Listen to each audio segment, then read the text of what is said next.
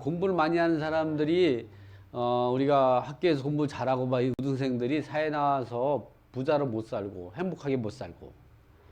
그런데 이제 실적으로 경매나 이 공매 같은 경우는 공부를 많이 하면 약간의 경험만 갖게 되면 얼마든지 성공할 수 있는 거예요. 그게 좋은 것 같아요.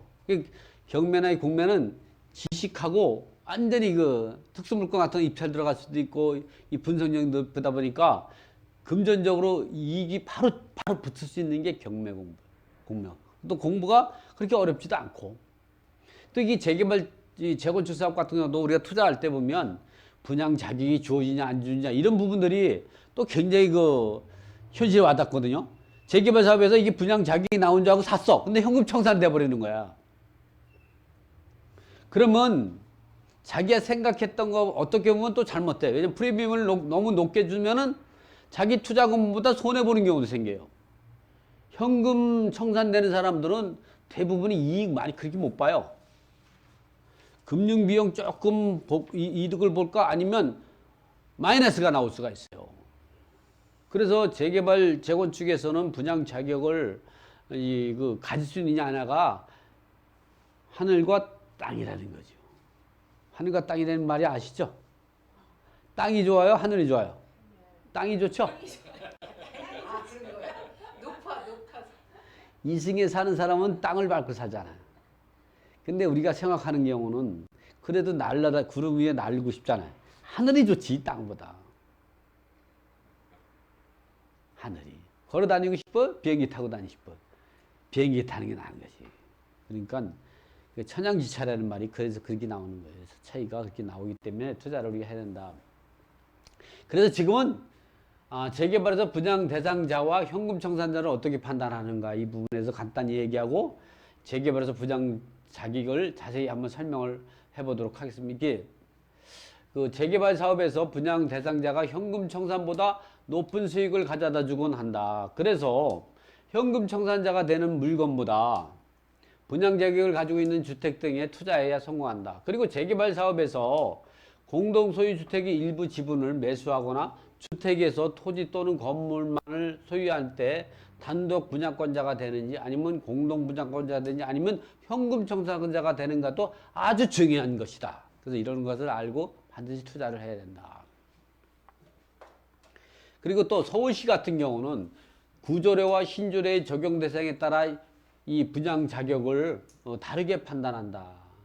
이 재개발 사업은 2010년 7월 15일 서울시 도시및 주거환경정비조례, 이건 서울시 조례예요.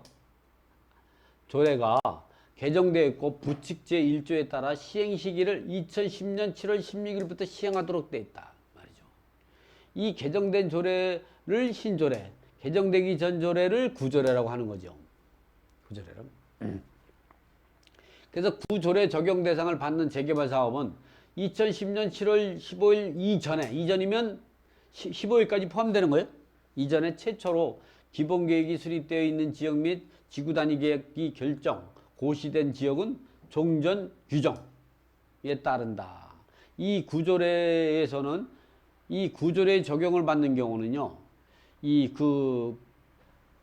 분할된 시점이 부동산이 분할된 시점이 2003년 12월 30일 전, 2003년 12월 30일 전이면 30일은 포함이 안 되는 거예요. 29일까지만 포함이 되는 거예요. 그 이전에 분할된 필지로서 90제곱미터 이상이 되든가 아니면 90제곱미터 미만이든 해서 30제곱미터 이상이면서 사업 완료, 준공 완료 해가지고 입주할 때까지 무주택 세대에게는 분양 자격을 주어지죠.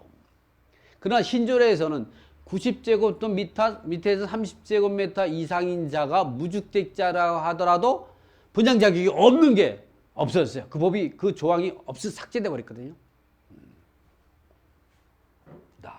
그래서 우리가 이제 그 구조례 2015년 이전에 최초로 기본계획이 수행 구조례 적용 대상인 경우는 언제 지분이 나눠져 있었냐?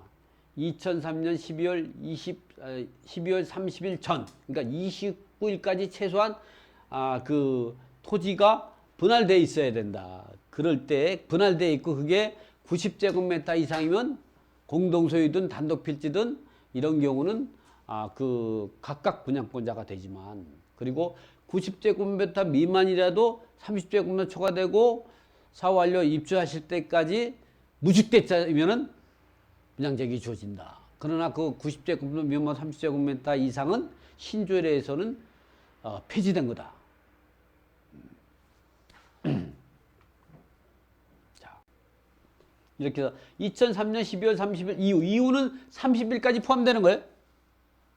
이후에 소유권이 분리되었다면 하나의 부장제기. 왜냐면 이걸 자꾸 물어봐, 이렇게 이거를 30일이 포함되는지 안 되는지. 신조례는 뭐냐? 신조례. 이게 서울시 같은 경우 분양제약은 신조례 적용이냐 구조례 적용이냐 이 부분을 우리가 꼭 알고 있어야 돼요. 알면 별 큰 의미는 이게 한 번만 제대로 배우면 질문 안 하고 계속 써먹을 수가 있죠. 그래서 열심히 가르쳐준 거예요. 2010년 7월 16일부터 신조례 적용 대상 사업장은 권리 산정 기준 이전에 소유권이 분리된 경우에는 각각 부장제야 된다. 권리 산정 기준이 있어요.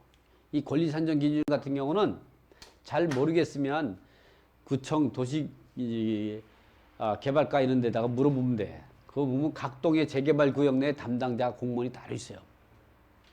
그 공무원한테 물어보는 게 제일 빨라요. 공부하기 싫으면 이게 권리 산정 기준 대상입니까? 아닙니까? 물어. 권리 산정 기준 대상이면 신조례 적용.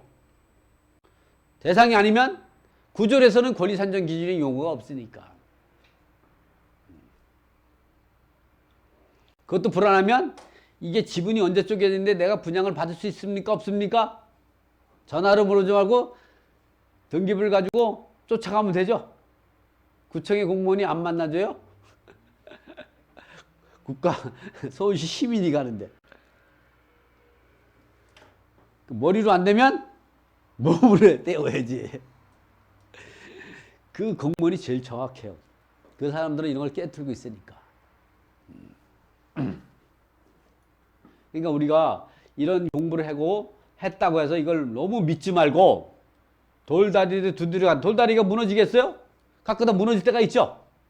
그거 한 번 더 확인하는 거는 구청의 담당자한테 가서 한번 문의해 보면 다리를 쭉 뻗고 살아. 내가 그런다고 생각했는데 우리가 권리 분석은요. 내가 아는 만큼만 보이는 거예요. 내가 모르는 게 어떻게 보여? 여러분 장님이 앞을 볼 수 있을 것 같아요? 장님이 아니야 보이는 거예요. 근데 권리 분석 능력이 안 되면 장님이야. 자기가 보이는 권리 분석할 수 있는 능력은 장님이 아니야. 분석 못하는 거는 장님이지. 눈뜬 장님이지. 자, 그래서 이런 분석하다. 하지만 서울특별시는 이미 2010년 7월 10일 이전부터 지금의 재개발 지역은 다 구조례 적용돼서 거의 다 옛날 건데 계속 그냥 아직 재개발이 안 된 경우가 그냥 엄청 많죠.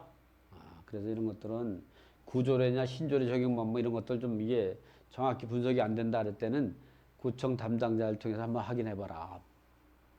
그 사람들은 그 재개발 구역을 담당자들이 다 있어요. 그러니까 뭐 얘기만 하고 번지만 딱 찍어도 금방 알지 뭐. 그거 모른다 그러면 그냥 가만히 있으면 안 돼. 쫓아가서 이제 그만두라고 사표 쓰라고 그래야지. 그래서 우리 같은 경우도 할 때는 한 번씩 더 점검을 해요. 왜냐면 완벽해야지 이 머리 믿고 하다가 나중에 보면 놓치는 부분이 있죠. 정리하자면 재개발 사업의 부장제약을 인정하는 기준은 서울시와 부산광역시는 권리산정 기준으로 판단해요. 각 지자체마다 조례로 하는 거기 때문에 다 틀려요. 경기도나 인천시, 경상남도, 울산도, 대구 등 대부분 지역은 정비구역 지정 공람 공고일이요. 이 권리산정 기준이라는 거는 서울시와 부산광역시만 이런 사용을 쓰고 나머지는 정비구역 지정 공람 공고일. 뭐 용어가 틀리지만 다 같은 의미죠.